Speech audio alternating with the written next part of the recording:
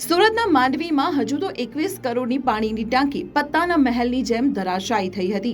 ત્યાં ભ્રષ્ટાચારનો વધુ એક મોટો ફાંટડો વલસાડમાં ફૂટ્યો છે. એક જ કોન્ટ્રાક્ટર, એ જ નબળું કામ અને એ જ પ્રજાના પૈસાનું પાણી. નવાઈની વાત તો જુઓ, સુરતના તડકેશ્વરમાં જે એજન્સીએ ટાંકી બનાવી અને લોકાર્પણ પહેલા જ તૂટી ગઈ, એ જ એજન્સી વલસાડમાં પણ વિકાસના કામોના નામે ગાબડા પાડી રહી છે. સુરતમાં આ કોન્ટ્રાક્ટર સામે ગુનો નોંધાયો, ધરપકડ થઈ, છતાં વલસાડમાં તેનું કામ હજુ પણ ધમધમી રહ્યું છે. કેમ?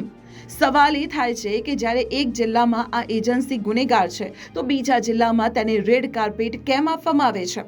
શું વલસાડના અધિકારીઓને સુરત આ કાંડની ખબર નહોતી કે પછી આ ભ્રષ્ટાચારની ગંગામાં ઉપરથી નીચે સુધી બધાએ ડૂબકી લગાવી છે? ગુનેગાર કોન્ટ્રાક્ટરના કામ ચાલુ રાખવા પાછળનું ગણિત શું છે? હવે જોવાનું એ રહે છે કે સરકાર આ નબળું કામ કરનારા કોન્ટ્રાક્ટરને માત્ર કાગળ પર દંડ ફટકારે છે કે પછી કાયમી ધોરણે બ્લેકલિસ્ટ કરીને જેલના સળિયા પાછળ ધકેલે છે. તમને શું લાગે છે, આ કોન્ટ્રાક્ટર પર કોના આશીર્વાદ છે? કમેન્ટમાં જણાવો.